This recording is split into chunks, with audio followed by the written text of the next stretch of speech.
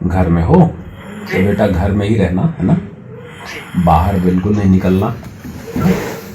और कोई लोग आएंगे तो उनको बिठाना है ना।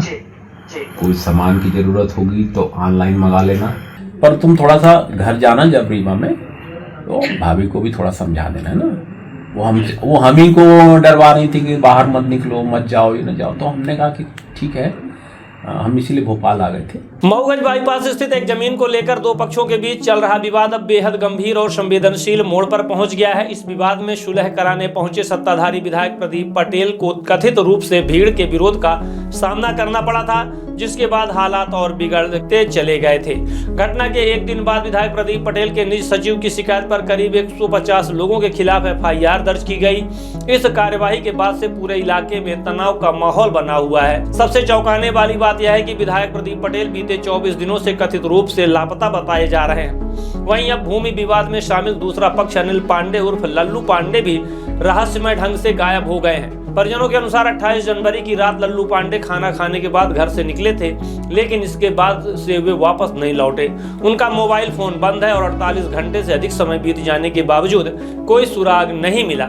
लल्लू पांडे के घर का माहौल बेहद दर्दनाक है। उनकी मां की आंखों में आंसू, माथे पर शिकन, आवाज कांप रही है और बार बार बस एक ही सवाल है, मेरा लल्लू कहाँ है। घर में खामोशी पसरी है और परिजन अनहोनी की आशंका से डरे हुए हैं। परिजनों के गंभीर आरोप, परिजनों ने प्रशासन पर गंभीर आरोप लगाए हैं। उनका कहना है कि बाईपास भूमि विवाद के बाद से लल्लू पांडे को लगातार धमकियां मिल रही थी।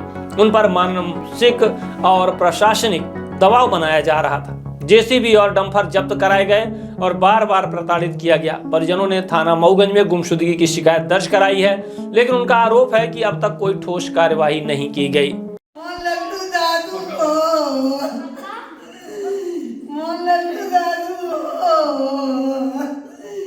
उनके पीछे पीछे मैं लो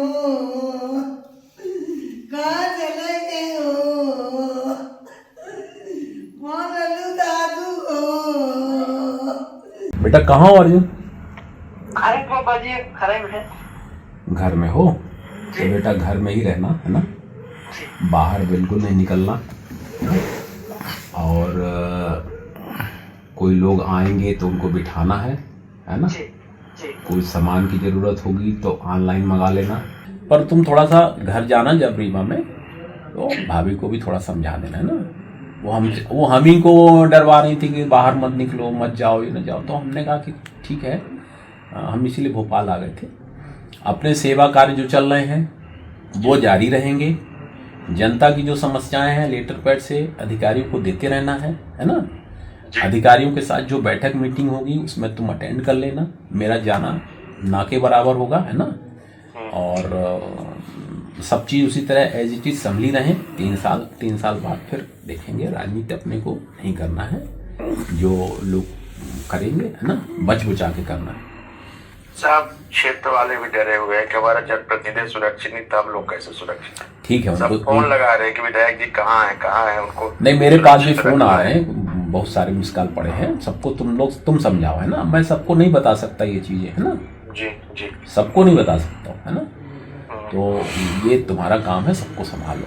कोई भी आक्रोश होने की जरूरत नहीं, कहीं किसी को कुछ भी नहीं आक्रोशित होना, है ना। तो थोड़ा देखना, माने कोई भी आए ऐसे घंटी बजाए तो ऐसे दरवाजा नहीं खोलना है ना।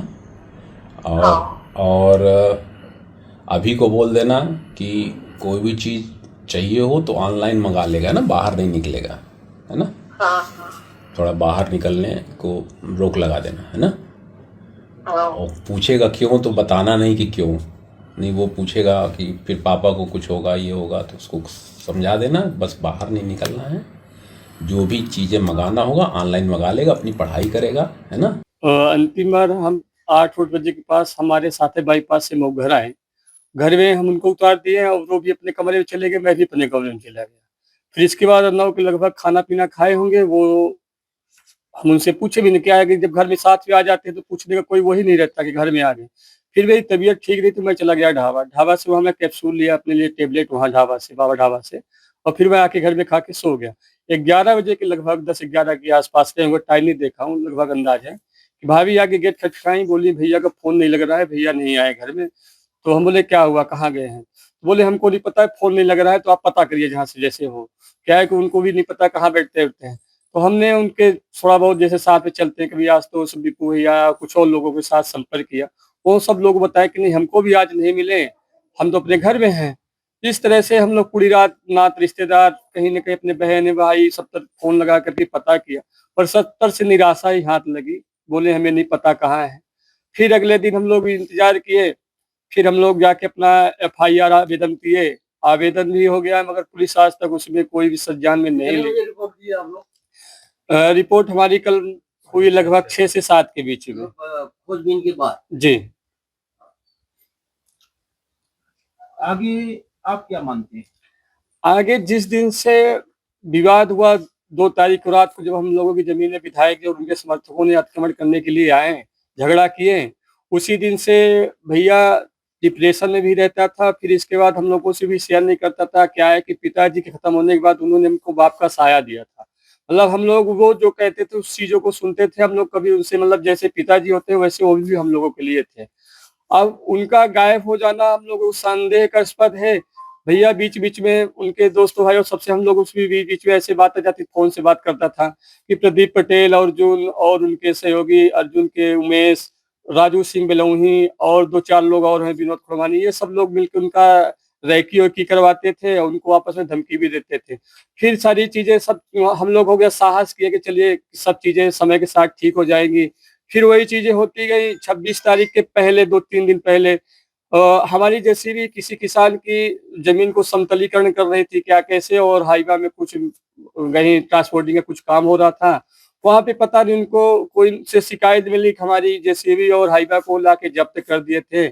फिर हम लोग बोले कि हमारी मशीन का आखिर गुनाह क्या हुआ, उसमें ना तहसीलदार बोलने को तैयार है, ना एसडीएम साहब बोलने के लिए तैयार है, और ना कोई सूचना देने को तैयार है। हमारी गाड़ी में 51,000 रुपए का चालान कर दिए। हम लोग गरीब आदमी उस दिन से टारगेट में साय में जी रहे, किस्त में गाड़ी थी, और हमारा ड्राइवर भी कहता कि नहीं चलाएंगे, हमारी मशीन आप देख लीजिए यहीं पे खड़ी है, आज जिस दिन से विवाद हुआ उस दिन से खड़ी है। हमारे साथ हर लोग मतलब दुर्दशा के साथ हे दृष्टि से देखते हैं। और हम लोग भी जब कभी शाम टाइम या 6 बजे के पास आते हैं तो हम लोगों के आगे पीछे भी 10 गाड़ियां रहती हैं। आपको शंका है क्या है इस पूरे मामले अब इन सब में विधायक जी तो बोले ही थे कि हम देख लेंगे तुम लोगों को, और विवाद के टाइम पर भी बोले थे कि हम देख लेंगे। राजू सिंह बेलौही विधायक जी का साथी गनर ही है एक तरह से, विधायक जी को पता नहीं कौन सी सुरक्षा मिले कि राजू सिंह साय की तरह दिन भर उनके साथ ही रहता है। और राजू सिंह हो गया, उमेश, हमारी मशीन ने एक बार उमेश और पकड़वाने की कोशिश किया था कि नहीं हम देख लेंगे तुमको, हमारे दादा विधायक हैं। और अर्जुन तो जानते ही हैं भूमाफिया है। ये सारी चीजें हैं। अब हमारे हमको कुछ नहीं चाहिए, हमारे भाई को वापस कहते जो भी जमीन है उनको चाहिए वो ले लें, हम लोग वहां देखना खड़ा भी नहीं होंगे। वो अपनी जमीनें हमारी जो छुड़ाए हैं, हमारी जमीन छुड़ा रहे हैं, वो हमसे हंसी खुशी ले लें, हमारे भाई को वापस कर दे यहाँ।